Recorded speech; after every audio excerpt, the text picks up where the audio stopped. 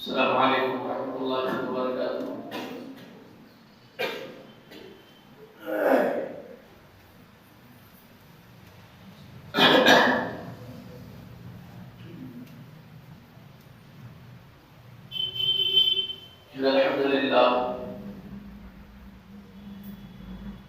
الحمد للہ نحمده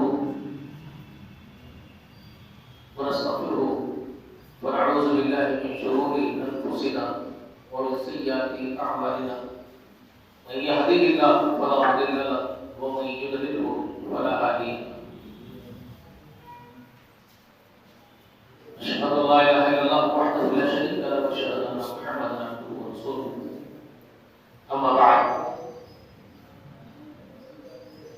أعوذ بالله السميع العليم من الشيطان الرجيم، هو الذي أرسل رسوله بالهدى ودين الحق ليظهره على الدين كله ولو كره المشركون۔ ہر قسم کی تعریف، بڑائی و بزرگی اللہ جل جلالہ و جل شانہ کے لیے لائق صفت ہے۔ درود و سلام ہو تمام انبیاء و تمام مسلمین پر، خصوصاً اللہ کی بے شمار رحمتیں و برکتیں نازل ہو نبی آخر الزمان محمد رسول اللہ صلی اللہ علیہ وآلہ وسلم۔ اللہم صلی علی محمد وعلی محمد وبارک وسلم۔ گزشتہ کے درسوں میں نے آپ کے سامنے یہ بات بتائی، سورہ شعراء کی جب آیت کریمہ نازل ہوئی، وَأَنذِرْ عَشِيرَتَكَ الْأَقْرَبِينَ، اللہ کے رسول صلی اللہ علیہ وآلہ وسلم نے اپنے خاندان والے کو، اپنے قرابت داروں کو دعوت دے کر کے بلایا اور ان کو یہ بات بتائی کہ اللہ رب العالمین نے آپ کو پیغمبر بنایا ہے، آپ کے پاس فرشتہ جبرائیل وحی لے کر کے آتا ہے، اور اللہ رب العالمین نے آپ کو یہ حکم دیا ہے کہ آپ لوگوں کو اس بات کا پیغام دے دیں کہ اللہ کے سوا کوئی عبادت کے لائق اور ہستی نہیں ہے، اس کا کوئی شریک نہیں،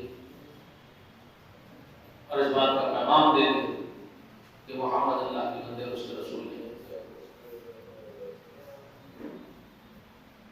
خاندان کے لوگوں میں ابو لہب نے مخالفت کی، میں نے اسے کہا،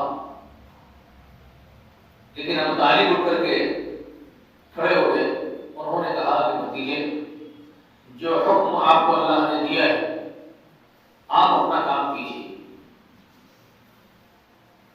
آپ کی حمایت کے لیے میں کھڑا رہوں گا، میں آپ کی بھرپور تائید کرتا رہوں گا، آپ کے لیے کھڑا رہوں گا، آپ کے مخالفین اگر آپ کے خلاف کوئی جارحانہ اقدام کریں تو ان کو پہلے مجھ پر سے گزرنا پڑے گا، میں اپنے دفاع کے لیے کھڑا ہوں، جب تک میری سانس ہے جان ہے میں آپ کا دفاع کروں گا۔ یہ بات سن کر کے ابو لہب اڑ لیتے ہوئے مجلس سے نکل کے چلا گیا، کیونکہ بھائی ہے، ابو طالب سگے بھائی ہے، حمایت کی بن کر کے بھتیجے کے لیے کھڑے ہو گئے۔ اب یہ چاہتا تھا کہ بھتیجا یہ کام سے باز آ جائے، اور بھتیجا کو محمد رسول اللہ صلی اللہ علیہ وسلم، وہ چاہتا تھا کہ اس کام سے محمد رسول اللہ باز آ جائے، اس کو چھوڑ دے، اس کو ناگوار تھا۔ ابو لہب کے اندر اپنے باپ دادا کے دین کی زیادہ محبت جوش مانگتی تھی، وہ زیادہ ہی دین کے نام پر متحرک رہا کرتا تھا، اس کے اپنے جو بت پرستیوں کا دین تھا ان کا، حالانکہ وہ عقیدہ باطل ہے، اس بات کا احساس ابو طالب کو بھی تھا، عبد المطلب کو بھی تھا، دادا عبد المطلب کو بھی اس بات کا احساس تھا، کیونکہ وہ نے آپ سے کہا کہ وہ دین ابراہیم کی بگڑی ہوئی شکل تھی، تو اتنا تو اندازہ اچھے لوگوں کو ہوتا ہی، آج بھی ہوتا ہے، جو لوگ توحید کے ماسوا کسی اور عقیدے پر ہیں، کسی اور مسلک پر ہیں، میں نے خود اپنے کانوں سے سنا، میں گواہ ہوں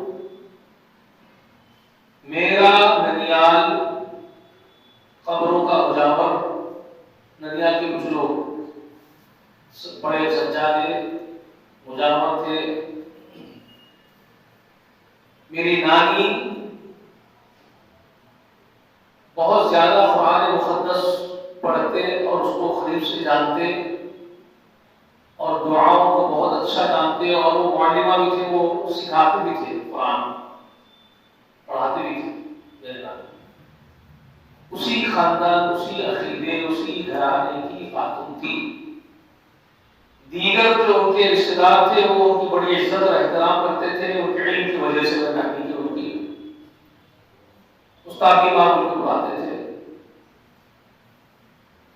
لیکن اللہ رب العالمین نے بچپن سے ہی میرے اندر یہ قبر کے سجدے کرنے کو کراہیت کے اندر اللہ نے بچپن سے رکھ دی.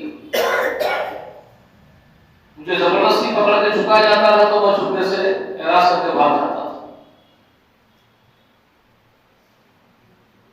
اور میں یہ بولتا تھا کہ یہ سب پسند نہیں ہے مجھے. اس کے بعد جب میں آہستہ آہستہ بڑا ہوتا گیا تو میں جب جاننے لگا تو میں کچھ توحید کی باتیں اپنے گھر میں کرتا تھا.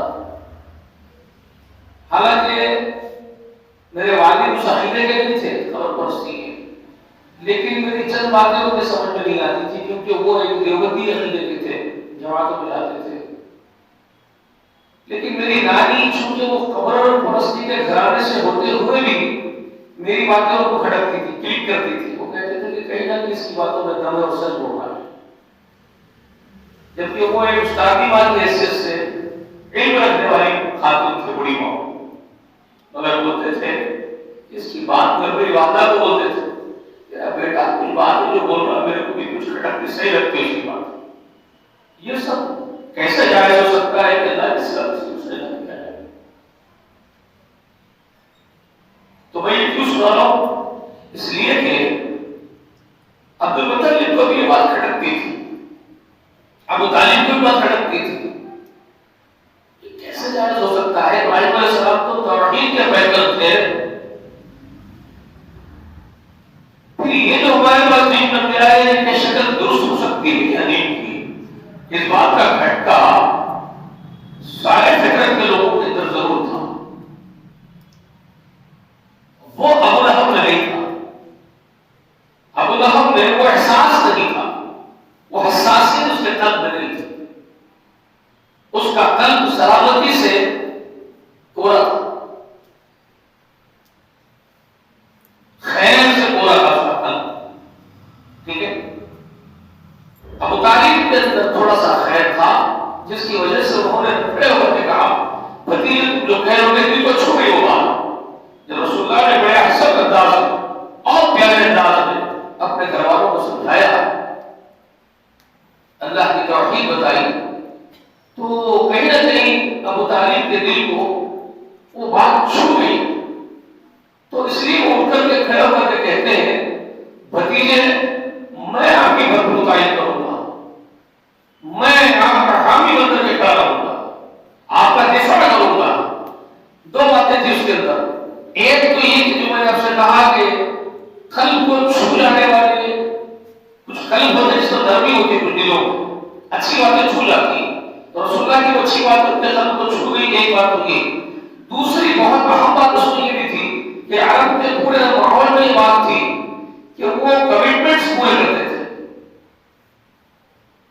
عہد و پیمان کو وعدے وفا کرنا ان کی فطرت میں تھا عربوں کی، آج بھی ہے. عرب کی خصوصیت یہی، وہ قوم میں یہی اللہ تعالیٰ کی بڑی خصوصیت ہے کہ اگر وہ قوم وعدہ کر دے، کسی کو امان دے دے تو اپنی جان دے دے گی لیکن خیر اپنی ہونے دے گی. زیادہ تر یہ لوگ پائے جاتے بہت خلیل کے ساتھ ہوگی، بھیڑ ہوگی، قائم بھی ہوگی، لیکن اکثریت قوم کی عرب کی ان کی تعریف ہے، ان کی شان یہ ہے عربوں کی کہ آج بھی ان کو پایا جاتا ہے. اور صدیوں سے یہ بات ان کے اندر ہے کہ وہ وعدے کرتے ہیں تو پورے کرتے ہیں، کسی کو امان دیتے ہیں تو اس کی پوری حفاظت کرتے ہیں. وچن توڑتے نہیں. جب وچن دے دیا تو پھر جانا جائے، وچن نہ جائے، کسی طرح تم لوگوں کی ہے وہ آج. تو ابو طالب نے اپنے والد کو وچن دیا،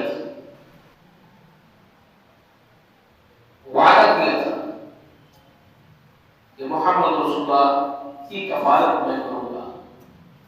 اس وقت تو رسول اللہ وہ کسی کو نہیں معلوم، لیکن محمد بن عبداللہ ہے، عبداللہ کے بیٹے ہیں، ان کے بھتیجے ہیں، تو مطلب عبد المطلب کے پوتے ہیں، تو پوتے کو بیٹے مطالب کے حوالے کیا تھا مرتے وقت دادا نے، یتیم پوترا ہے میرا، اس کا باپ عبداللہ دنیا میں نہیں ہے، یہ میرا بڑا چہیتا پوترا ہے، عبد المطلب تم اس کی کفالت کرنا. تو انہوں نے اپنے باپ سے وعدہ کیا تھا کہ میں اس کی کفالت کروں گا. باپ کو تیقن دیا تھا، اس لیے وہ کھڑے ہو کے کہتے ہیں کہ میں آپ کے دفاع کے لیے ہمیشہ کھڑا رہوں گا، آپ پر آنچ نہیں. اب مجبوری ان کو یہ کھا گئی تھی انا، اور اپنے خاندان کی اس جھوٹے وقار کو لے کر کے وہ بڑے آ رہے تھے کہ ہم عبد المطلب کا خانوادہ، یہ خانہ کعبہ کے 360 بتوں کا رکھوالا خانوادہ ہے، وہاں ہم بڑے کعبۃ اللہ کے ہم متولی، ہم سردار ہیں قوم کے.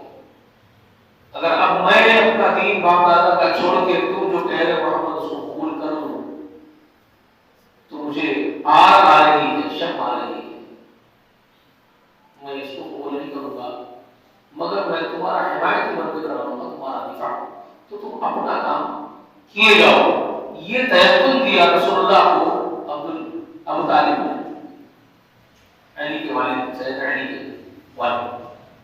تو ابو لہب پڑے سے نکل گیا، بھائی کو حمایتی بن کے کھڑا ہو گیا ہے، اس کو پسند نہیں. تو رسول اللہ خفیہ کام کر رہے تھے. میں نے آپ سے کہا ابھی تک جو درس آپ کو سنایا وہ یہ تھا کہ خفیہ کام انجام دے رہے تھے، جس میں 40 سے کچھ زائد مرد اور عورتیں مل کر کے ایمان قبول کیے تھے، اور چھپے چھپے ہی کام چل رہا تھا خفیہ. تو کھل کے مخالفتیں بھی سامنے نہیں آئی تھی، کیونکہ کام بھی خفیہ کر رہے ہیں، تو دشمن بھی کھل کر کے سامنے نہیں آئے تھے. اب وہ وقت آ گیا تھا، جیسے کہ میں نے کہا بخاری اور مسلم میں جو روایت ہے، حضرت عبداللہ بن عباس رضی اللہ تعالی عنہما فرماتے ہیں کہ جب یہ سورۃ شعراء کی آیت نازل ہوئی وَأَنذِرْ عَشِيرَتَكَ الْأَقْرَبِينَ، تو رسول اللہ صلی اللہ علیہ وآلہ وسلم صفا کی پہاڑی پر چڑھے. ایک دن صبح صبح رسول اللہ کھلی دعوت کے غرض سے اب علی اعلان، اعلانیہ اعلان کرنا ہے، کھڑے ہو گئے جانے کے پہاڑ پر.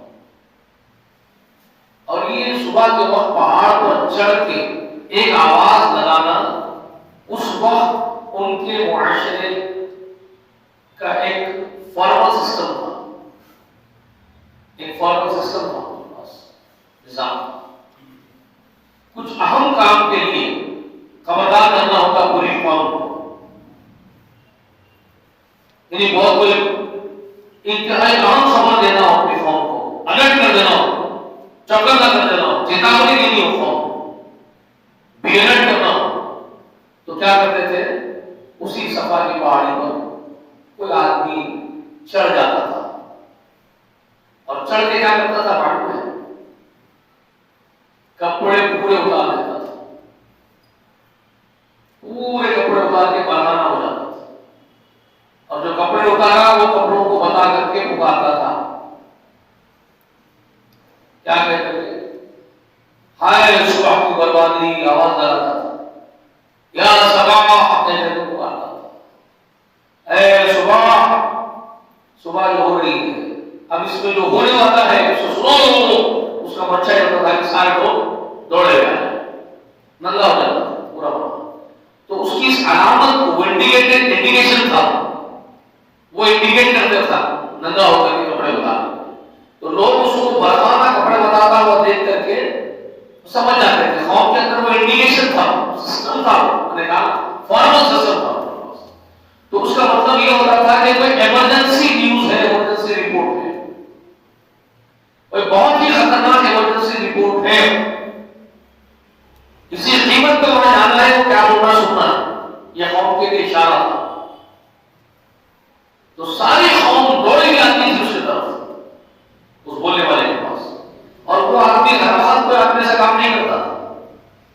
بہت زیادہ ایمرجنسی اگر ہو، یوں سمجھ لیجیے کہ بلڈنگ میں آگ لگتی ہے تو ہمارے پاس جیسا وہ گلاس بریک کر دیتے ہیں، ایمرجنسی گلاس بریک کی جاتی ہے، سائرن شروع ہوتا ہے، اس کے بعد گیس چھوڑی جاتی ہے نا، کچھ چیزیں ہوتی ہیں پیالہ نہ ڈٹے جو سائرن بجتا ہے، تو اسی طرح کا ایک سائرن نیویگیشن تھا۔ اس وقت نہ سائرن تھے، نہ ٹیکنالوجی تھی، نہ میڈیا تھا، تو انہوں نے یہ طریقہ بنا لیا تھا کہ انتہائی ایمرجنسی خبر دینی ہو تو کوئی آدمی پہاڑ پر چڑھے صبح کے وقت جو ہے وہ بنانا ہوتے کپڑا دکھائے تو ساری قوم آ جائے گی۔ رسول اکرم صلی اللہ علیہ وسلم نے اپنی قوم کے اندر کے اس فارمل سسٹم کو استعمال کیا۔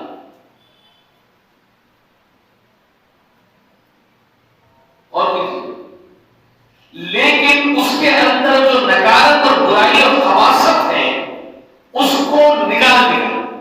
اس دن برہانہ ہونا کا سسٹم تھا، رسول اللہ برہانے نہیں ہوتے تھے کبھی۔ بچپن میں نے آپ سے کہا واقعہ، چھوٹے بچے تھے، تیمم پر تو بے ہوش ہو گئے تھے، سنا نا میں نے، تو آپ کی فطرت ہی حیا کی بیٹر تھی، تو آپ تو برہانہ ہونے والے نہیں تھے، اور وہ خباثت تھی وہ نکال دیا۔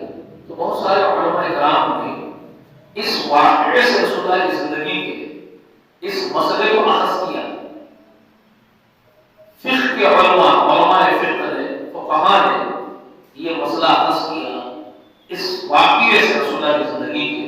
فقہاء کرام جو مسئلہ اخذ کرتے ہیں وہ یہ ہے کہ نشر و اشاعت کے جو ذرائع ہیں کسی زمانے میں، تو اس زمانے کے جو ذرائع ابلاغ ہیں ان کو استعمال کرنا چاہیے، کیونکہ رسول اللہ نے اس وقت ان کا فارمل سسٹم استعمال کیا، پہاڑ پر چڑھ کر اتارنے کا۔ تو جس ماحول میں جو ذریعہ ہے نشر و اشاعت کا، جیسے آج یہ ٹی وی سیٹلائٹ ہے جس سے دنیا بھر میں ٹیلی کاسٹ ہوتا ہے، نشر و اشاعت ہوتی، تو یہ ذریعہ ابلاغ ہے، سیٹلائٹ نشر و اشاعت کا ایک ذریعہ ہے، تو اس کو اللہ کے دین کو آگے پہنچانے کی نیت سے استعمال کرنا بالکل جائز ہے۔ رسول اللہ نے اس وقت کیا، ٹھیک ہے، لیکن اس کے اندر کی نکارت اور خباثت کو نکال دینا ضروری ہے۔ جیسے آج یہ میڈیا میں فحش اور یعنی بات کرتے کرتے بیچ میں ایڈورٹائزمنٹ آ جاتا ہے، عورت آ جاتی ہے۔ آپ کا کام یہ ہے کہ آپ ایسا چینل لانچ کریں جو صاف ستھرا پاکیزہ ہو، سیٹلائٹ کا استعمال تو ہو رہا ہو لیکن شرعی حدود کے دائرے میں، جیسے رسول اللہ نے ان کا فارمل سسٹم کو استعمال کیا لیکن بہانے ہونے کو پسند نہیں کی۔ بات سمجھ میں آئے گا؟ اسی کے چلتے حرمین شریفین کے خادمین حکمران نے چینل ٹی وی چینل بنایا، لانچ کیا، اسی وجہ سے کیا ہے۔ حرام ہوتا تو کوئی کام نہیں کرتے تھے، علماء کو کرنے نہیں دیتے تھے، اس لیے کیا۔ اور اس میں آپ دیکھیں گے جو عرب کا چینل ہے، سعودی عرب کا، اس میں فحش اور یعنی کے ایڈس نہیں آتے، آتے ہیں اب تک تو نہیں آتے، آگے کا ہم نہیں بول سکتے، اللہ اب تک تو نہیں آتے، الحمدللہ۔ یہ علماء کرام کی رہبری کی وجہ سے انہوں نے کام کیا۔ اسی طرح سے کچھ اور لوگوں نے اپنے اپنے چینلز بنا لیے، کچھ اسلام کی تبلیغ کرنے والے، اسلام کے خادمین اپنے اپنے چینلز بنا لیے، اس کو ہوا بریانی فحش یا اس کو بھی دے دیتے، سمجھانے کا۔ تو یہ فقہاء کرام کا اخذ کیا وہ مسئلہ بھی میرے آپ کے سامنے ہے۔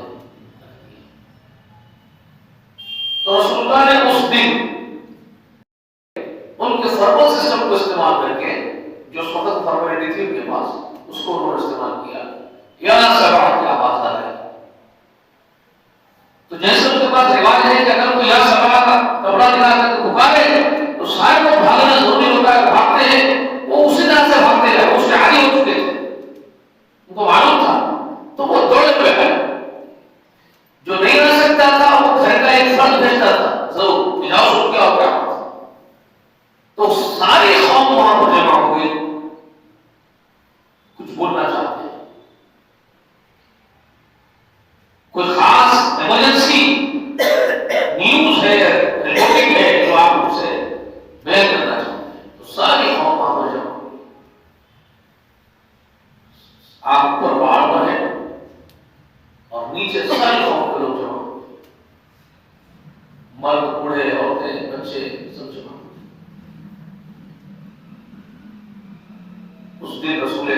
اللہ علیہ وسلم نے اپنی قوم سے سوال پوچھا.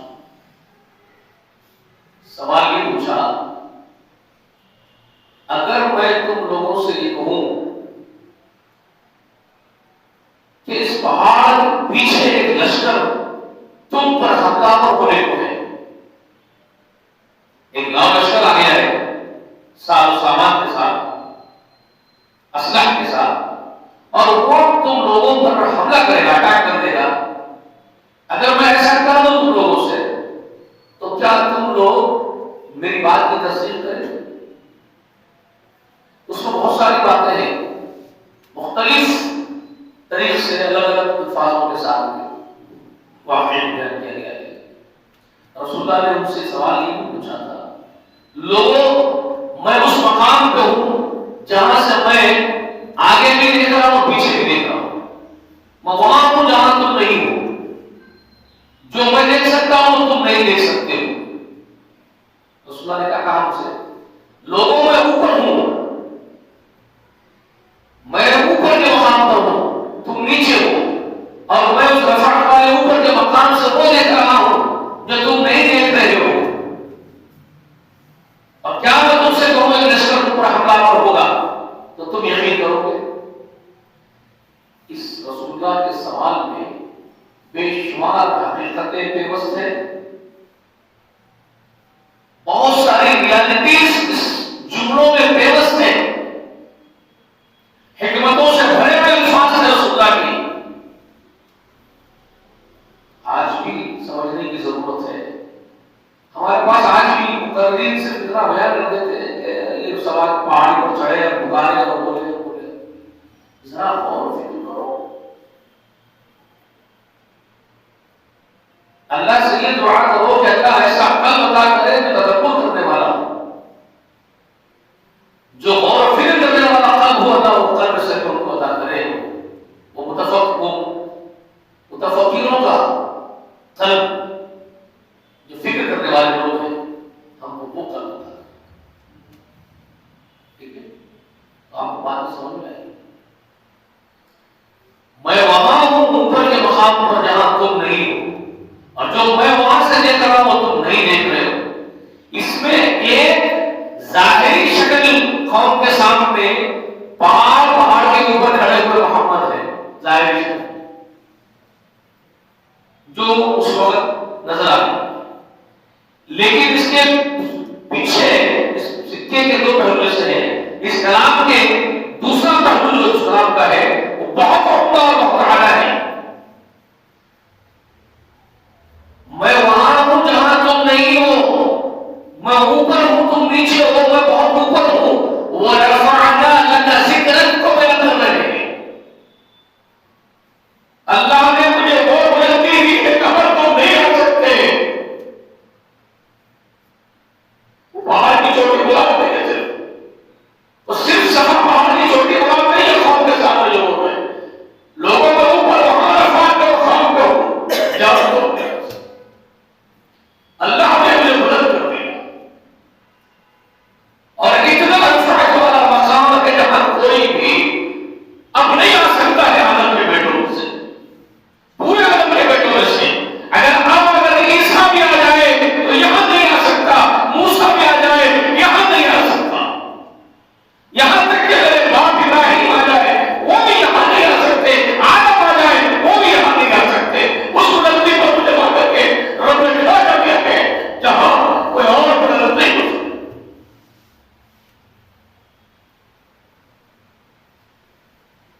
میں وہاں ہوں اور میں وہ دیکھ رہا ہوں جو میرے علاوہ کوئی تمہیں سے وہ نہیں دیکھ سکتا.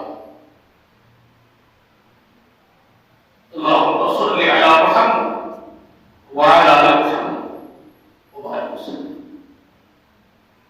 یہ اس رفعت کا ذکر ہے. اس بلندی سے جو کچھ آپ کو دکھایا جا رہا ہے کوئی اور آنکھ دیکھ ہی نہیں سکتی جو محمد رسول اللہ دیکھ سکتے ہیں.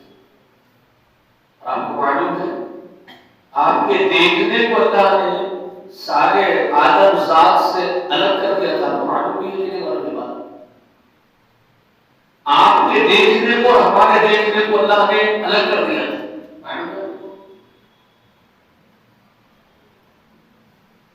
ہم انسان ہمارے سامنے کوئی چیز آئی تو ہم دیکھ سکتے ہیں. میں اپنے پیٹھ کے پیچھے کیا ہے نہیں دیکھ سکتا. آپ اپنے پیٹھ کے پیچھے کیا ہے نہیں دیکھ سکتے. بے شمار مرتبہ بخاری میں کئی مرتبہ رسول اللہ صلی اللہ علیہ وسلم کی حدیث موجود آتی ہے. بخاری صحیح بخاری میں صفے درست کرتے ہوئے لوگوں سے کہتے تھے لوگوں میں تمہیں اپنے آگے سے نہیں تمہارے میں اپنے پیچھے سے بھی تم کو دیکھتا ہوں. تم جو میرے پیچھے صفے بناتے ہو پیچھے بھی دیکھتا ہوں. آپ دیکھتے پیچھے یہ محمد رسول اللہ کو اللہ نے معجزہ عطا کر دیا تھا. آپ اور ہم تو صرف آگے دیکھتے ہیں. آپ تو اپنے پیچھے بھی دیکھ سکتے ہیں. کیسے دیکھ سکتے ہیں؟ پیچھے تو آگے نہیں. یہ جو آنکھیں ہیں رسول اللہ کو بھی ہماری طرح کی آنکھیں سامنے ہی تھی چہرے پر. آپ کے پیچھے جنت میں کوئی آنکھیں نہیں تھی. پھر وہ دکھاتا تو تھا آپ کے پیچھے کیا ہو رہا ہے. جبکہ یہ دیکھنے والی آنکھیں تو آگے ہی ہے. جیسے ہماری پیشانی اور گالوں کے بیچ آنکھیں بالکل ویسے پیشانی گالوں کے بیچ رسول اللہ کی آنکھیں ویسے ہی ہے. وہ تو آگے نہیں گئے. پیچھے جنت میں کوئی آنکھیں رسول اللہ کو نہیں تھی فزیکلی مگر وہ پیچھے دکھاتا تو تھا. ہمارا رب دکھاتا تھا. وہ قدرت والا ہے جو چاہے کر گزرے. وہ فعال لما یرید ہے. وہ علی کل شیء قدیر ہے.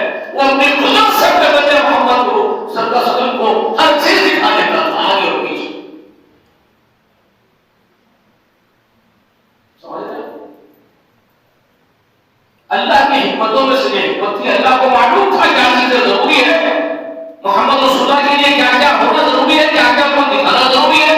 اللہ خوب جانتا ہے. بہت بڑا کام ہے اللہ تبارک و تعالی. کائنات کا سب سے بڑا کام محمد رسول اللہ سے لیا ہے.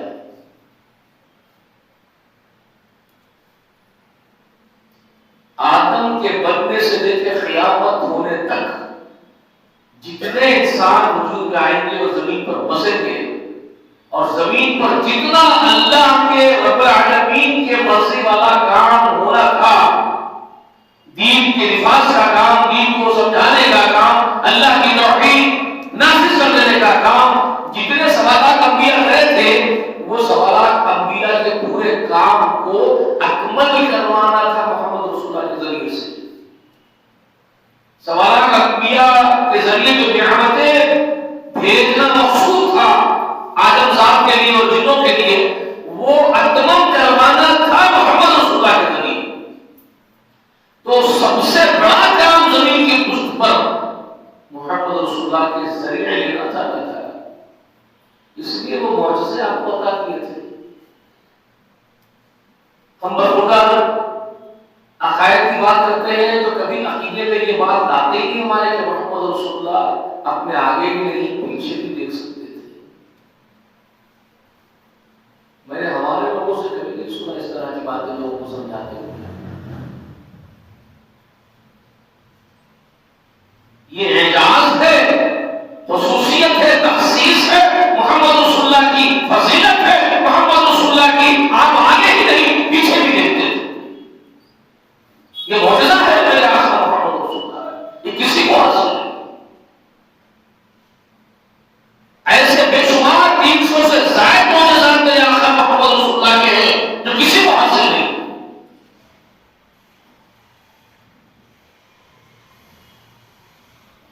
فضیلت تو کیا بار ہے محمد رسول اللہ کے لیے لیکن بیان نہیں کی جاتی.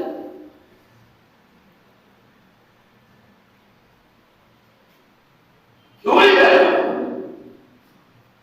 ارے وہ ہمارا سردار ہے ہی ایسا کہ اس کی تعریف ہو کے کوئی باتیں جائے. اللہ نے اس کو ممتاز کر دیا سب سے الگ کر دیا سب سے بلند کر دیا اللہ نے. میرے آقا جیسا بلند کوئی نہیں.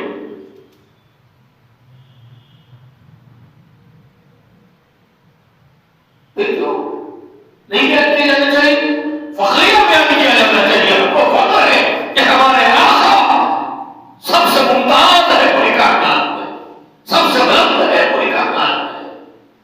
ہم ان کی امتی ہیں، ہم فخر ہونا چاہیے، فخر کا بیان کرنا چاہیے ہمارے آقا کی تعریف ہے. سمجھ آئی بات آپ کو؟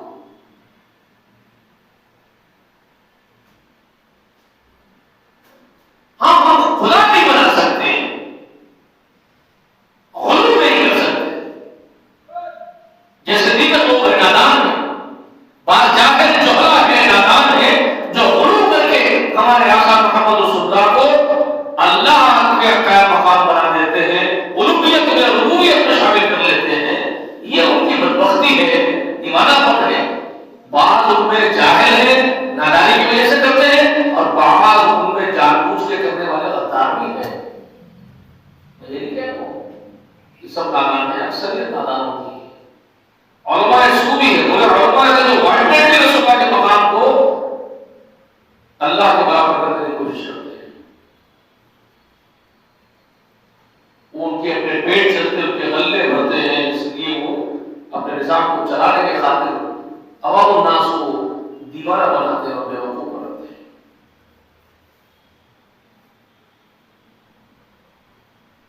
عوام جاہل ہے، نادان، سوچتی نہیں. یہ بات یاد رکھ لیجیے کہ ہمارے سردار، ہمارے آقا محمد رسول اللہ کا مقام و مرتبہ ساری مخلوق میں سب سے اوپر، سب سے بلند ہے. لیکن بعد از خدا بزرگ تو ہی قصہ مختصر ہے. لیکن کیا ہے؟ بعد از خدا بزرگ تو ہے میرے آقا، قصہ مختصر. اللہ اللہ ہے، محمد بندے ہیں صلی اللہ علیہ وسلم اور رسول اللہ ہے. بندے ہیں اور رسول اللہ ہے، عبداللہ ہے اور رسول اللہ ہے. یہ بات بیان یاد رکھ لیجیے. اس سے ہٹ کے اگر بات کریں گے تو وبال ہے، بربادی ہے، ہلاکت ہے. اس سے بات کریں. محمد رسول اللہ کی معرفت کیا ہے؟ آپ محمد رسول اللہ کی معرفت کیسے جانیں گے؟ آپ کو جاننا ہے محمد رسول اللہ کا عارف اگر کوئی صحیح ہے، عارف محمد اگر کوئی ہے، تو کوئی بات کو جاننا ہے کہ میرے سردار آقا محمد رسول اللہ صلی اللہ علیہ وسلم کی اصل پہچان، اصل آپ کا تعارف یہی ہے کہ آپ عبداللہ و رسول اللہ ہیں، اللہ کے بندے، اللہ کے رسول. اگر کوئی عبداللہ کو انکار کر کے مان کر رہا ہے، رسول اللہ کو عبدیت سے اوپر اٹھا دیا ہے اور ربوبیت میں یا الوہیت میں شامل کر دیا ہے، تو اس کے لیے ویل ہے، ہلاکت ہے، بربادی ہے. اس نے محمد رسول اللہ کی مخالفت کی ہے، اس نے رسول اللہ سے خود غداری کی ہے. رسول اللہ نے اس بات سے ہمیشہ روکا ہے.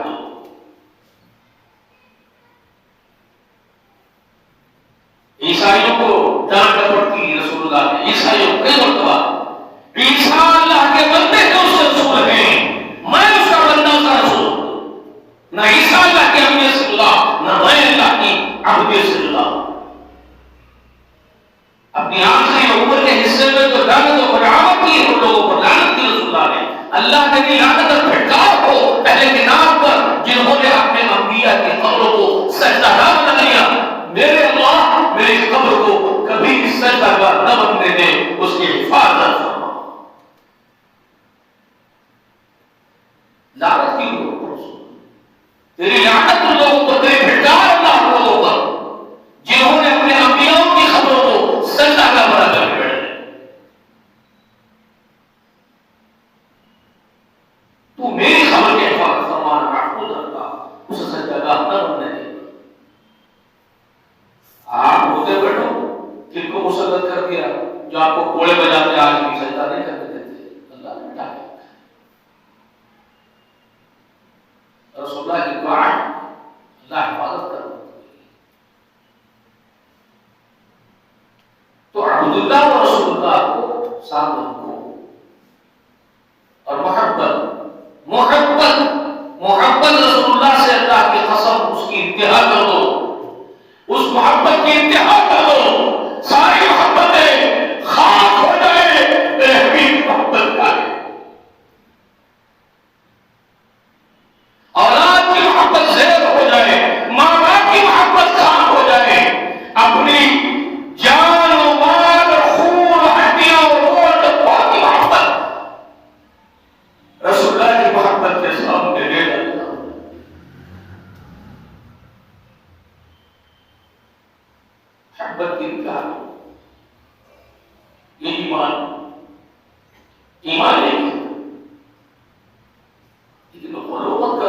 صدقہ بنا کے بیٹھو بھیڑی، یہ جائز نہیں ہے، حرام۔ اب رسول اللہ وہاں جو حکمت سے بات پیش کر رہے تھے اپنی قوم کے سامنے، میں وہاں ہوں جہاں سے سب دیکھ رہا ہوں، وہ دیکھ رہا ہوں جہاں سے تم کچھ نہیں دیکھ رہے ہو۔ حقائق پوچھی جاتی ہے، اگر تم میری بات جو میں پیش کروں گا تم قبول نہیں کرو گے تو تمہاری بربادی اور تمہاری ہلاکت کو میں دیکھ رہا ہوں جو تم خود نہیں دیکھ رہے ہو۔ یہ بات ہے، اب جو میں پیش کرنے جا رہا ہوں اگر تم اس کو قبول نہیں کرو گے، میری مخالفت کرو گے تو تمہارا جو انجام ہوگا، تمہاری جو ہلاکت اور تباہی اور بربادی ہوگی، میری تجربے کی آنکھیں وہ بھی دیکھ رہی ہیں جو تم نہیں دیکھ سکتے۔ تمہیں معلوم نہیں ہے کیا ہوگا تمہارا انجام، مجھے معلوم ہے کیا ہوگا۔ ٹھیک ہے، یہ ساری بات اس کو پوشیدہ تھی۔ قوم عہد و پیمان لے رہے ہیں، یقین لے رہے ہیں قوم کا، تیقن لے رہے ہیں قوم سے، منوا رہے ہیں تیقن۔ کیا اگر میں کہوں کہ اس پہاڑ کے پیچھے لشکر ہے، تم پر حملہ ہوگا، تم لوگ مانو گے میری بات؟ لشکر آپ بولیں گے وہاں لشکر ہی نہیں تھا، رسول اللہ نے تفصیلاً ایک جھوٹ کہا ہے، نہ رسول اللہ تفصیلاً بھی جھوٹ نہیں بولتے ہیں۔ اللہ کی قسم ایک لشکر ہے ہمارے بھی پیچھے، وہ ہمارے دشمن کا لشکر ہے، زمین غازی کا لشکر ہے، جو ہمارا وقت تیار ہے ہم پر حملہ ہو رہے، وہ ہمیشہ تیار ہے۔ اس کی تفصیل بیان کریں،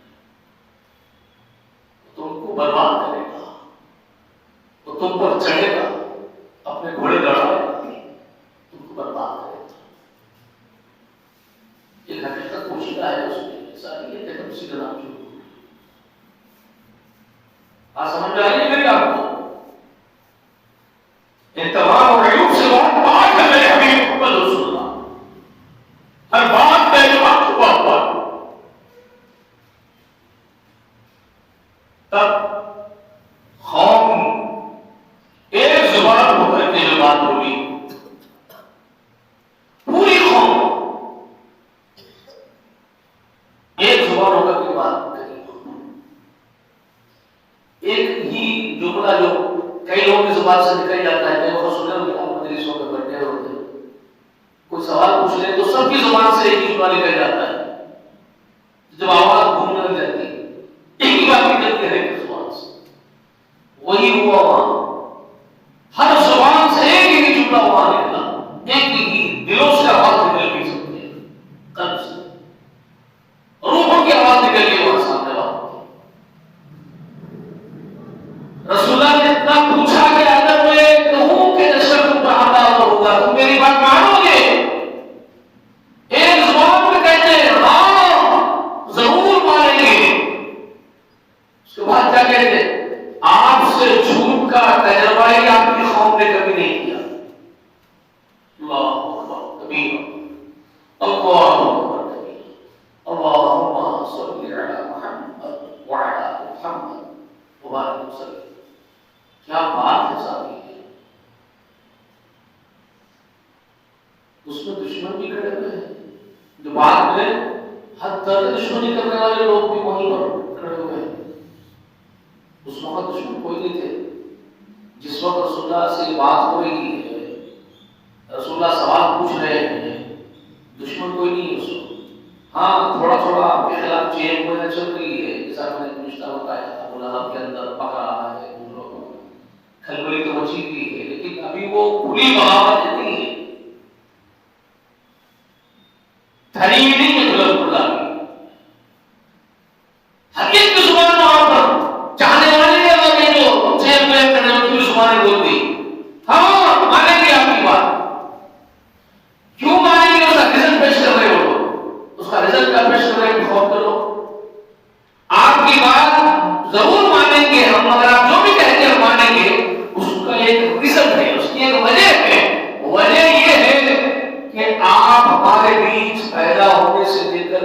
پتھر جب پہاڑ پر آپ کو دیکھ رہے ہیں، ہم نے آپ کو کبھی جھوٹ بولتے نہیں دیکھا. اللہ کیا بات ہے یہ، ہم کہیں جھوٹ کا تجربہ ہی نہیں ہوا آپ لوگوں کو آپ سے. ایک فرق بھی نہیں ہے کہ آپ فلاں جھوٹ بولے تھے، آپ بول سکتے ہیں جھوٹ. صاحب بول رہے ہیں کہ آپ کو آج تک ہم نے کبھی جھوٹ بولتے ہوئے دیکھا ہی نہیں.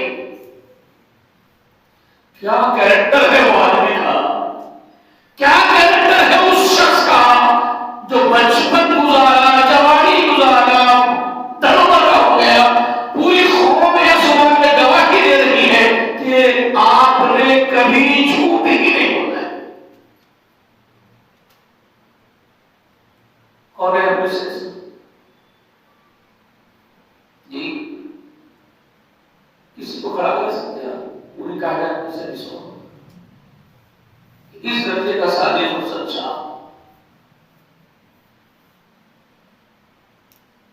جی مصدق آدمی جس کی تصدیق بھی آتی جی کوئی ہے کس کے امتی ہے، کس عظیم الشان ہستی کے امتی ہے، کیا کردار اس امت کا جہاں والوں کے سامنے ہونا چاہیے تھا. جب اس ملت کے درمیان سے کوئی بات نکلے تو دنیا کی ساری اقوام میں کھڑے ہو کر کے یہ بولنا چاہیے تھا کہ یہ ملت کبھی جھوٹ نہیں بولتی ہے.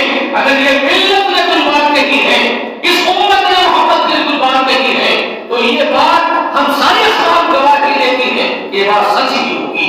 ایسا ہوا اس ملت کے ساتھ، اس امت نے اپنا ایسا کردار پیش کیا جی،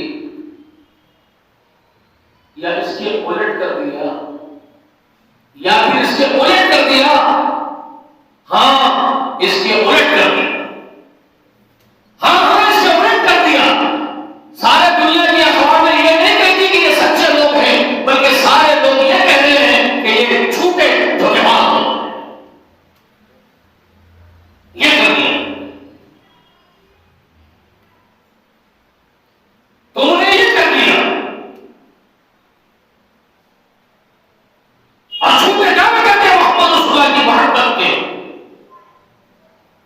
تم نے رسوا کر دیا محمد رسول اللہ کو.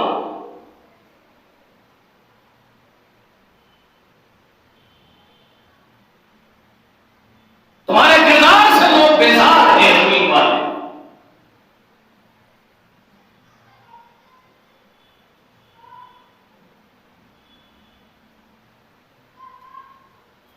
غلط تو نہیں کرو، تکلیف ہو رہی ہوگی سننے والوں کو.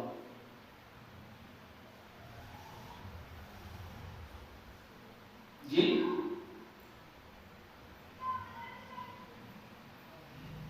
کیا نہیں بیچا تم لوگوں نے؟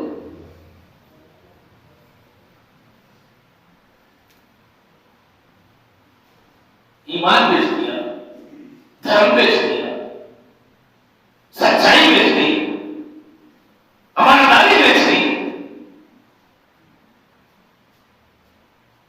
یتیموں بیووں کے اموال بیچ کے کھا گئے، مظلوموں کو ظلم کھا گئے. کھا رہے تھے.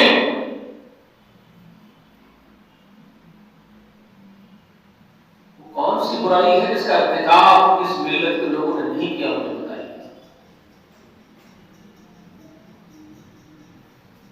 جی دنیا کا سب سے بڑا کوئی گنڈا ہے، کوئی اسمگلر ہے جس سے لوگ ڈرتے ہیں، تو اس کا نام بھی تو آپ کے نام سے جڑتا ہے.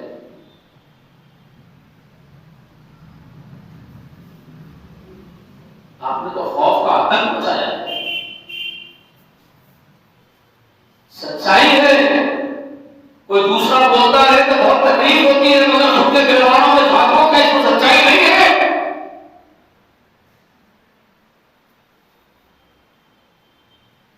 ہاں تم کو ایسا بنایا گیا ہے، میں جانتا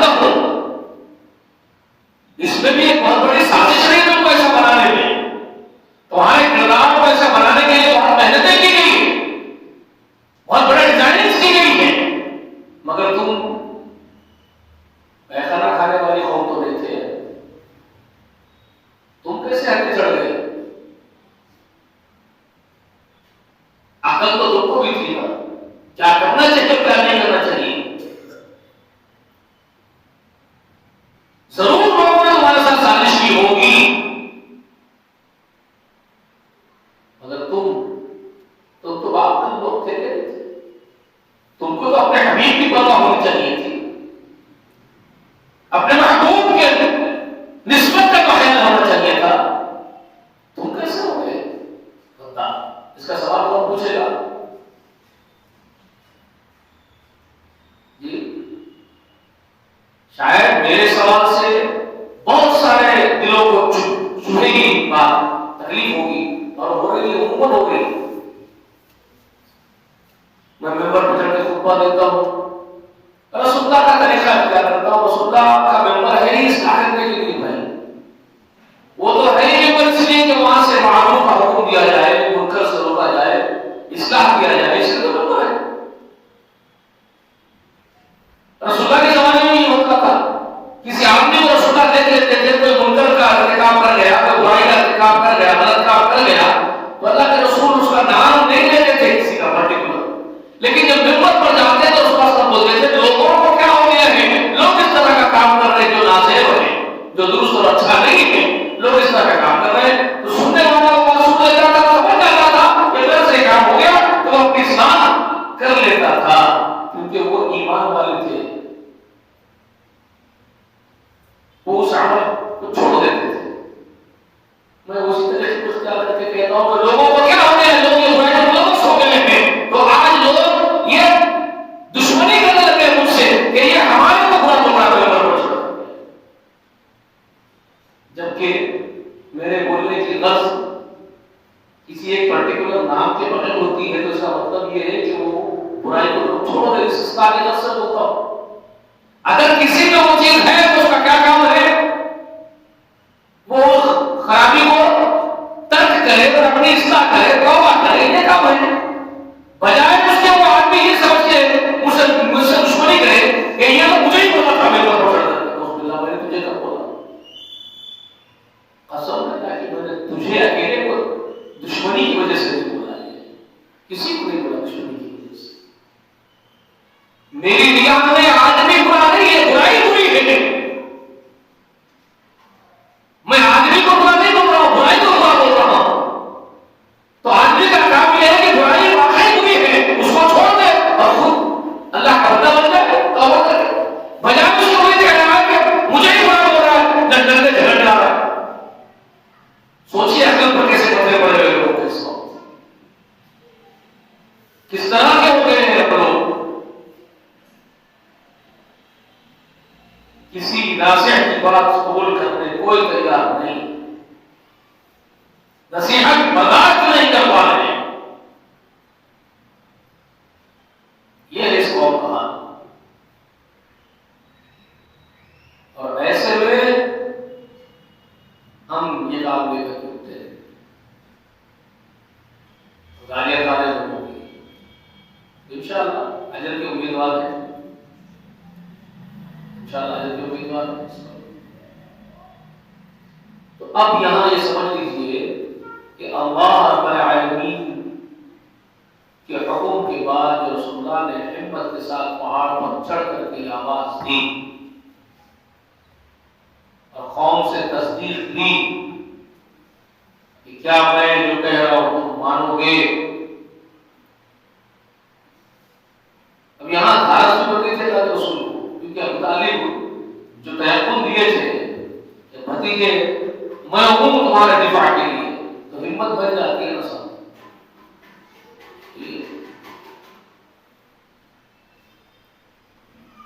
آپ علیہ السلام نے بھی سوچ لیا کہ جو ہوگا سو ہوگا، اور جو اللہ کو منظور ہوگا وہی ہوگا. سب سے بڑا یقین تو میرے آقا محمد رسول اللہ کا. اور بعض مورخین جب یہ بات لکھے ہیں تو وہ یہاں سے رک بھی جاتا ہوں. بعض لوگ یہ لکھے مفسرین یا تاریخ دار مورخین جو لکھنے والے ہمارے اکابرین بھی ہیں کہ جب ابو طالب نے یہ بات کہی رسول اللہ سے کہ اے بھتیجے میں تمہارا حمایتی ہوں، تم کھڑے ہو جاؤ، تو رسول اللہ کی ہمت بن گئی اور رسول اللہ صلی اللہ علیہ وسلم کھڑے ہو گئے. میں یہ بات کو نکارتا ہوں نہیں، رسول اللہ صلی اللہ علیہ وسلم یہ نہیں ہے بھائی، جیسے آپ بول رہے ابو طالب اگر نبی کھڑے ہوتا تو رسول اللہ کھڑے ہوتے تھے. ابو طالب کے بھروسے پر رسول اللہ نہیں کھڑے ہوئے. اب یہ غلطی ہو رہی ہے لوگوں سے.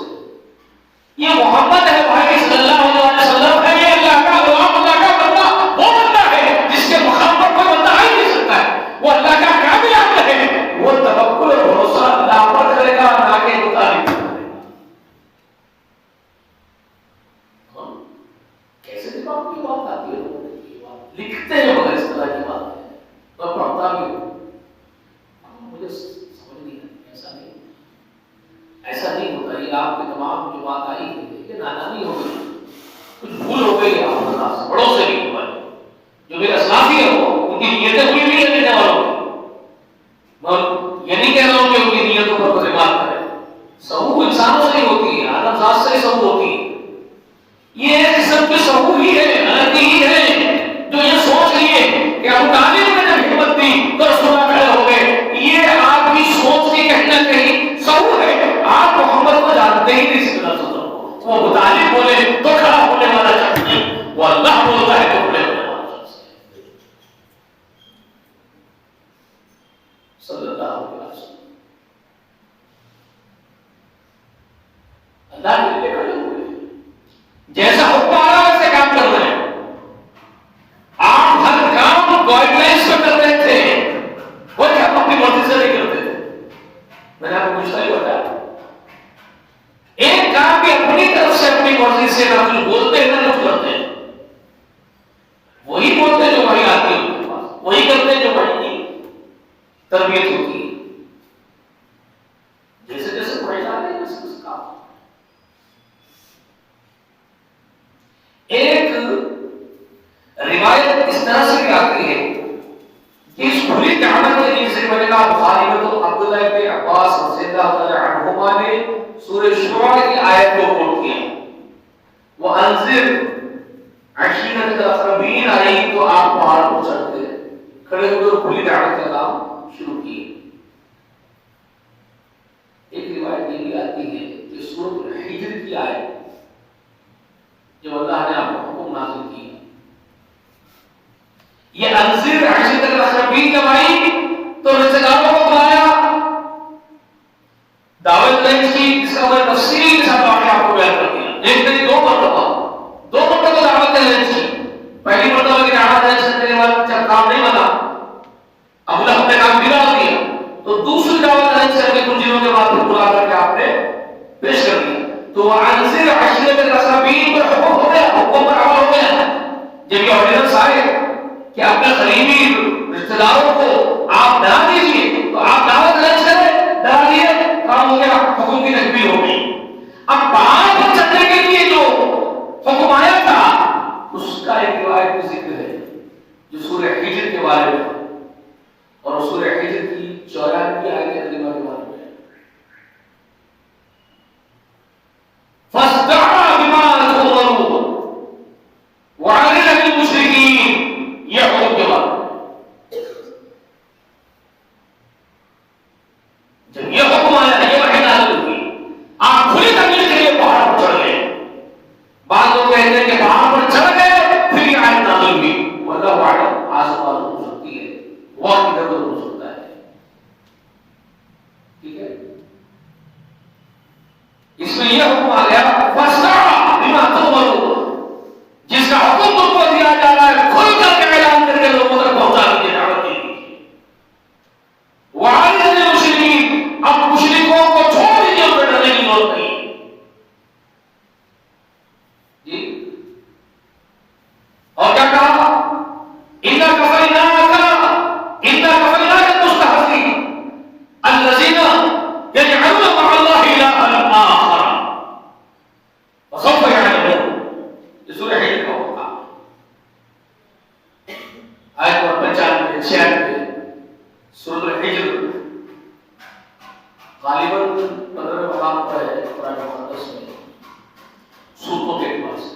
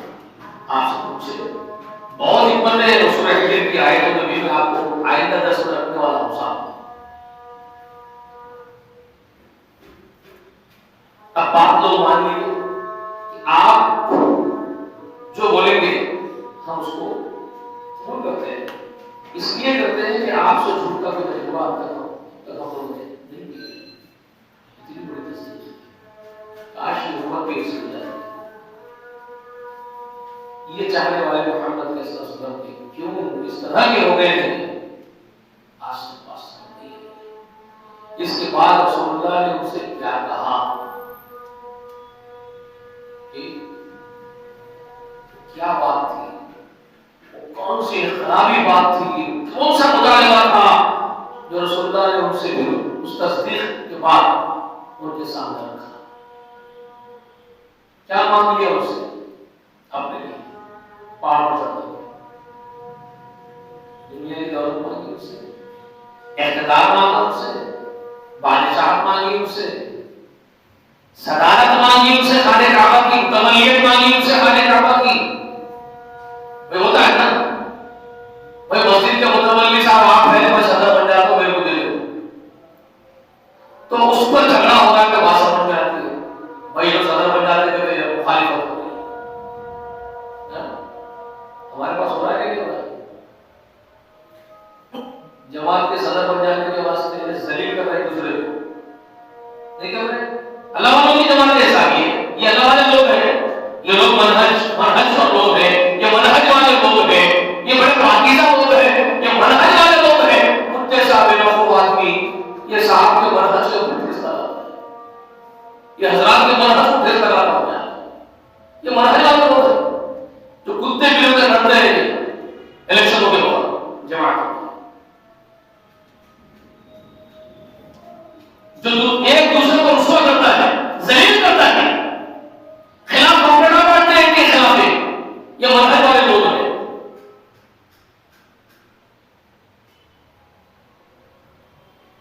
خیر بات کو مجھے تعلق نہیں دے رہے، آپ جذبات میں ہو جاتے ہیں، آپ جذبات میں بہہ کر کے باتیں کر کے لوگوں کو باتیں سناتے ہیں۔ اس طرح کے طرز تو قرآن نے اہل کتاب کو بھی کیے، مشرکین اور کافروں کو اللہ نے اس طرح کے طرز کیے، کیونکہ یہ طرز نہیں ہے، اس میں اصلاح پوشیدہ ہے۔ آپ اس کو طرز مت سمجھ لیجیے، کوتا نظر جو چھوٹی نظر والے لوگ ہوتے ہیں وہ صرف طرز سمجھتے ہیں، لیکن جو براڈ مائنڈ ہوتے ہیں وہ اس طرز میں بھی اصلاح دیتے ہیں۔ اس میں غلط اصلاح کرنا ہے کہ یہ جو کچھ کر رہے ہو یہ درست نہیں ہے، چھوڑو، اصلاح کرنا مقصود ہے، تعنا ہی دینا مقصود نہیں ہے، تعنا نہیں ہے، اس کو تعنا مت سمجھیے تو ہی بہتر ہے، اصلاح جو کر رہے ہیں وہ اچھا نہیں کر رہے ہیں۔ آپ اسلاف کے منہج کا نام لے کر کے اسلاف کے دین کی مخالفت کر رہے ہیں۔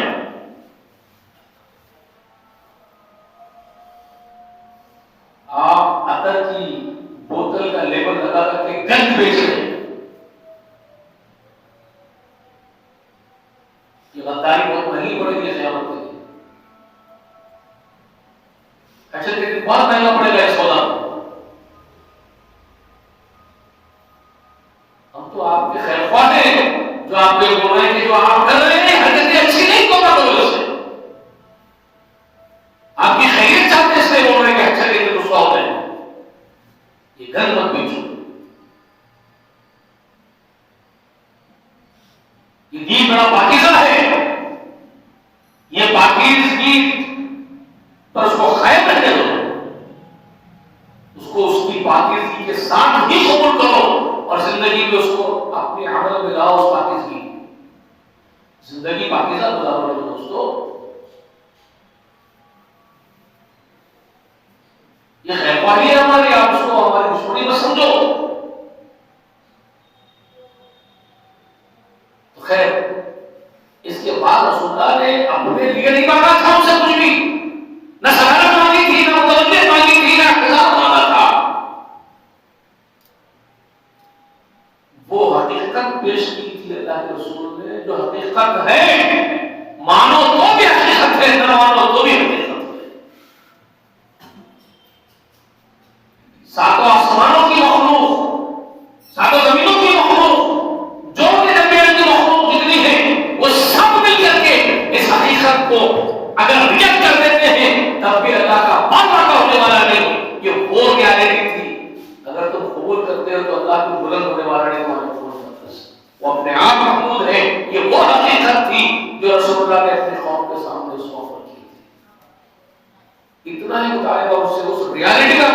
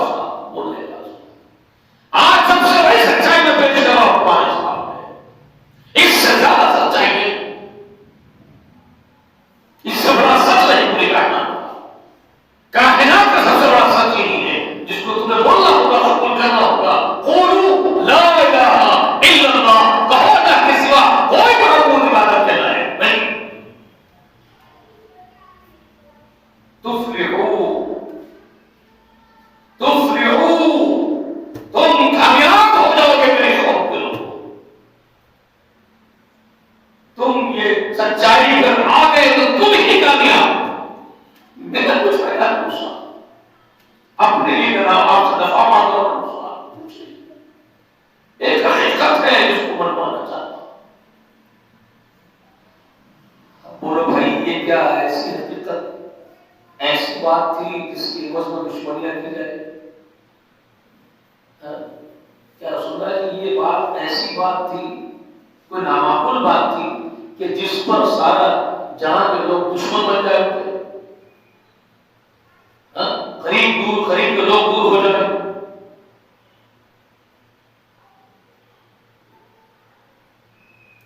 لاجک کیا کہہ رہی ہے آپ کی؟ لاجک کیا کہہ رہی ہے؟ منطق کیا کہہ رہی ہے؟ کیا دشمنی کرنا چاہیے اس بات پر؟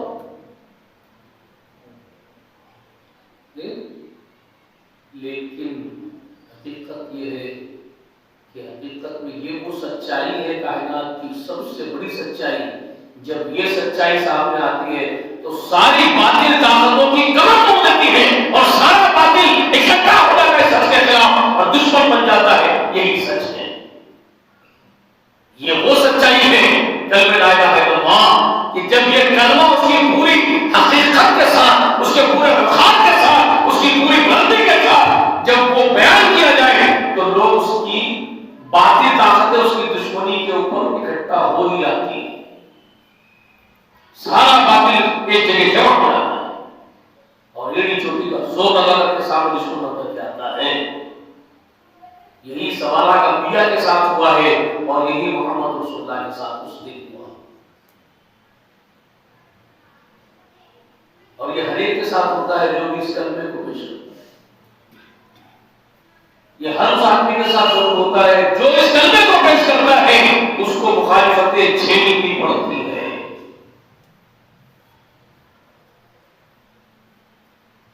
اپنے بھی خفا ہوتے ہیں اور اغیار بھی خفا ہوتے ہیں۔ اپنے بھی خفا مجھ سے سمجھے اور اغیار بھی ناخوش، کیونکہ میں زہر ہلال کو کبھی کہہ نہ سکا قلب۔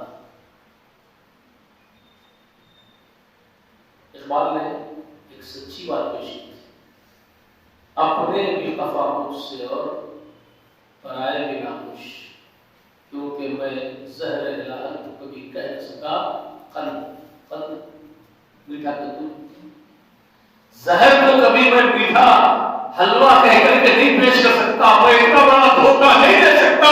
میری فطرت یہ ہے کہ میں حق کو حق اور باطل کو باطل ہوتا ہوں، جس کی وجہ سے اپنے بھی ناخوش ہیں اور پرائے بھی ناخوش ہیں، اپنے بھی خفا مجھ سے اور پرائے بھی ناخوش، کیونکہ میں زہر حلال کو کبھی کہہ نہ سکا قلب۔ سچائی پر رہنے والے کے دشمن اپنے بھی ہوتے ہیں اور پرائے بھی ہوتے ہیں۔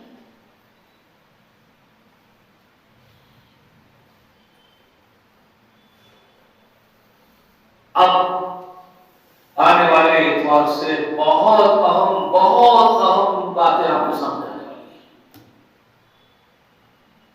یہ کیا انقلابی کلمہ تھا جو نبی رسول اللہ قوم کے سامنے،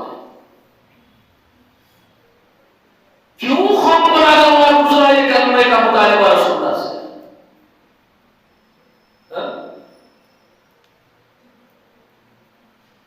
رسول اللہ نے جب ان سے یہ مطالبہ کیا اس کلمے کا تو ان کو اتنا لگا ہوا کیوں گزرا؟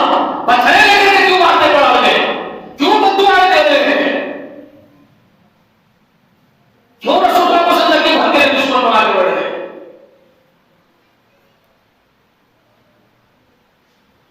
کیا چیز ہے اس کلمے میں ایسی، اور کیا کرتے تھے وہ لوگ؟ ان کا دین کیا تھا جو صاحب قوم تھی؟ کا دین کیا تھا؟ یہ وہ حقائق جاننا ضروری ہے جو معلوم نہیں ہے۔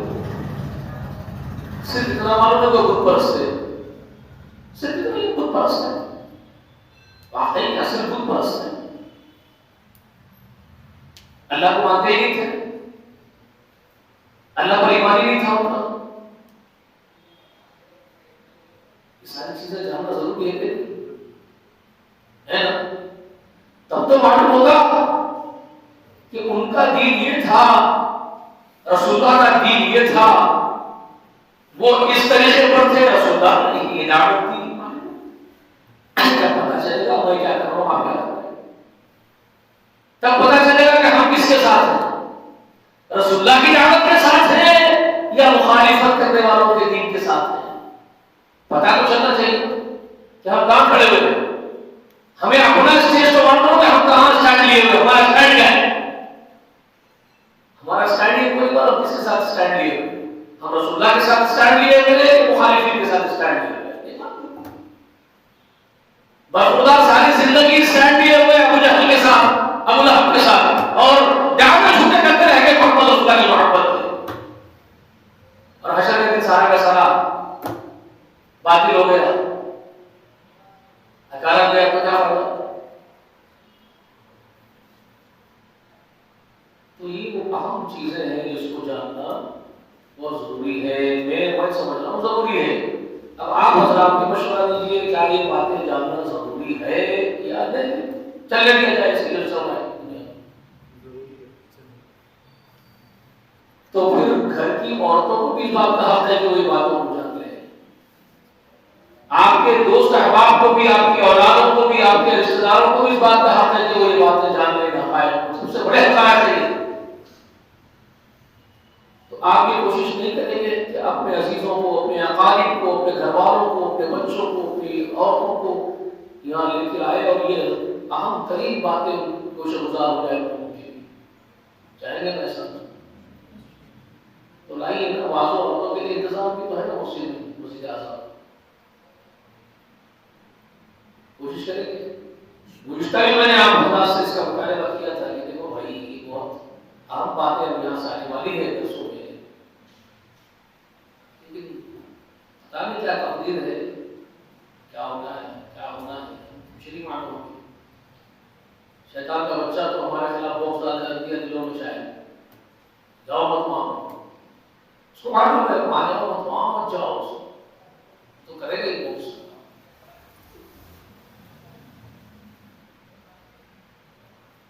خیر اللہ کافی حسبی اللہ لا الہ الا هو علیہ توکلت حسبنا اللہ ونعم الوکیل نعم المولى نعم النصير. اللهم انت مولانا فانصرنا على القوم الكافرين.